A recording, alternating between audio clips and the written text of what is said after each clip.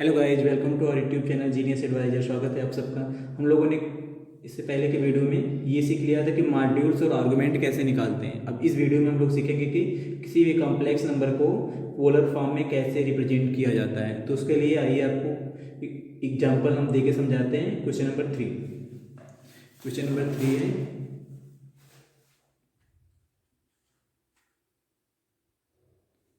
ये है 1 - i।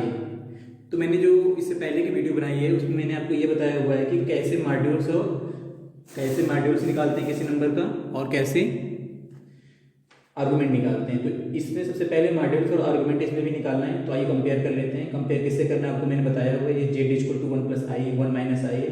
तो z equal to r cos theta plus i sine theta से कंपेयर करना है आपको सारे इक्वेशन को। ठीक है, तो कंपेयर जब करेंगे तो हमारा यहाँ पे आ जाएगा आर कास थीटा 1 और आर साइन थीटा क्या आ जाएगा -1। ठीक है, फिर क्या करेंगे, आर की वैल्यू निकाल लेंगे सिंपल सा।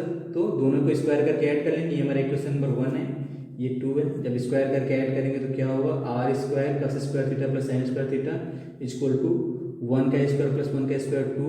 दिस मीन्स कि 2 आ गया। तो r equal to plus minus √2 आना चाहिए, पर मॉड्यूल्स कभी निगेटिव नहीं होता। तो आर इक्वल टू सिर्फ √2 plus of √2, we can say that plus of √2। तो यहाँ से मॉड्यूल्स आ गया। मॉड्यूल्स हमारा कितना आ गया, √2। जैसे ही मॉड्यूल्स निकला, अब इसके बाद आर्गुमेंट निकालना है आपको। तो आर्गुमेंट निकालते हैं। आर्गुमेंट निकालने के मैंने आपको क्या बताया था, इससे पहले चेक करते हैं कि क्या पॉजिटिव था और क्या निगेटिव था। तो r positive, sine positive, tan positive और कास पॉजिटिव। तो जब आर पॉजिटिव है, इसमें क्या क्या पॉजिटिव, कास पॉजिटिव है और साइन निगेटिव है। दिस मीन्स कि ये हमारा फोर्थ क्वाड्रेंट में है।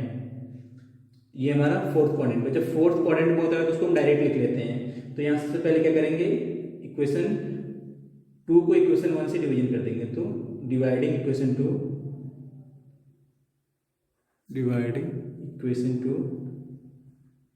By equation 1।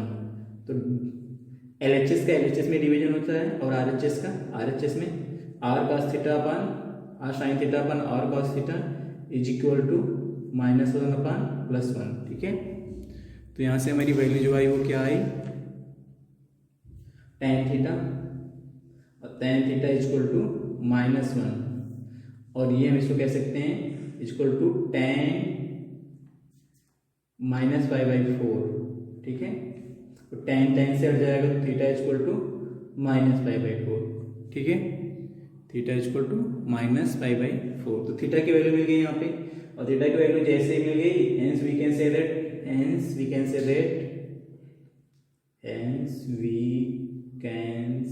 that polar form is given by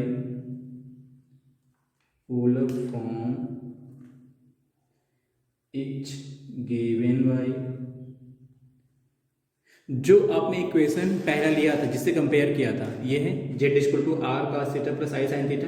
यही वैल्यू आपको रखनी है थीटा की और आर की, तो वो पोलर फॉर्म होता है।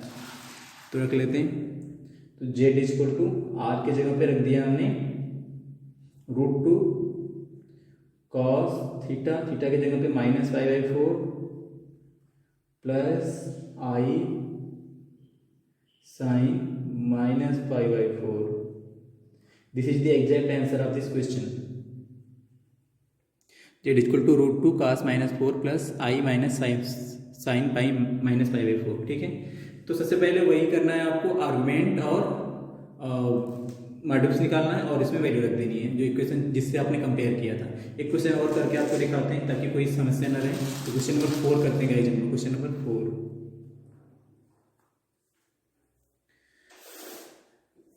तो आइए आपको बुक में दिखाते हैं क्या है क्वेश्चन आपका। इस बार दिया हुआ है -1 + i को आपको पोलर फॉर्म में रिप्रेजेंट करना है। -1 + i को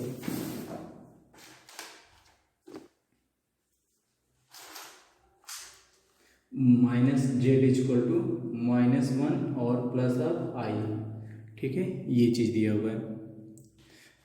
इससे पहले आपको फिर से वही z equal to r cos theta plus i sine theta से कंपेयर करने पे, comparing from z equal to r cos theta plus i sine theta. तो आर कॉस थीटा की वैल्यू यहाँ से -1 और आर साइन थीटा की वैल्यू यहाँ से +1। ठीक है, ये तो बहुत ईजी है। फिर सबसे पहले इसके बाद क्या करेंगे, ये हमारा इक्वेशन नंबर 1, इक्वेशन नंबर 2 आपस में स्क्वायर करके ऐड कर लेंगे। तो आर स्क्वायर इक्वल टू आ जाएगा 1 + 1, इस -1 का स्क्वायर +1, इस +1 का स्क्वायर +1। तो आर इक्वल टू यहाँ से आ गया हमारा √2, हमेशा पॉजिटिव लेंगे क्योंकि मॉड्यूल्स कभी निगेटिव नहीं हो सकता। तो यहाँ से हमारा मॉड्यूल से आ गया, मॉड्यूल्स इज गिवन बाय √2। ठीक है, अब tan थीटा निकालेंगे तो इक्वेशन 2 पे इक्वेशन 1 से डिवीजन कर लेंगे। तो ऑन डिवाइडिंग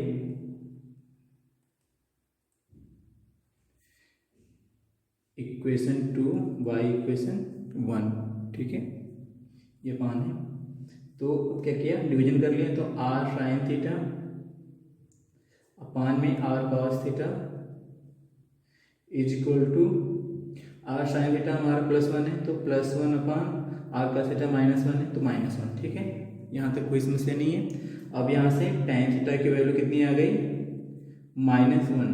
अब वही फिर से रूल है, चेक करेंगे कि कौन से कोऑर्डिनेट में आ रहा है। तो यहाँ से आल पॉजिटिव, साइन पॉजिटिव, tan और cos पॉजिटिव। ठीक है, तो अब हम देखेंगे कि इस जो इक्वेशन है हमारे उसमें क्या पॉजिटिव था क्या नेगेटिव। तो cos नेगेटिव था और साइन पॉजिटिव था, मतलब सेकंड क्वाड्रेंट में आ रहा है। cos नेगेटिव था और साइन पॉजिटिव था, तो सेकंड क्वाड्रेंट में आ रहा है। तो इसमें हम माइनस नहीं यूज करेंगे। तो आर्गुमेंट इज इक्वल टू लिखेंगे, argument is equal to pi minus pi by 4। Got it, क्योंकि अगर साइन नेगेटिव होता तो यहाँ पे माइनस साइन लगाते हैं, पर साइन पॉजिटिव है तो पाई माइनस पाई बाई 4। ठीक है, तो यहाँ से आ गया हमारा 3π/4, 4π - पाई 3π/4 आर्गुमेंट आ गया। थीटा इक्वल टू यहाँ से π/4 आया था। ठीक है, माइनस पाई बाई 4, तो थीटा इक्वल टू आ गया। अब क्या करेंगे, उस वाले इक्वेशन में वैल्यू रख लेंगे। कौन से इक्वेशन में, जिससे कंपेयर किया था। कंपेयर किससे किया था, ये इक्वेशन था, z equal to r cos theta plus i sine theta. तो hence the polar form is given by, hence the polar form is given bye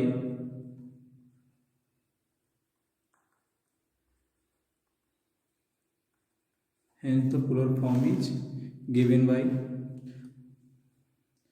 are cos theta plus i sine theta. Z की value क्या रखना है, Z की value कुछ नहीं रखनी है, आर की वैल्यू रखनी है आपको √2। तो √2 cos 3π/4 plus i sine 3π/4, i sine 3π/4। तो ये हो गया हमारा answer, z equal to √2 cos 3π/4 plus i sine 3π/4। तो इस तरह से गाइस ये क्वेश्चन कंप्लीट हो गया।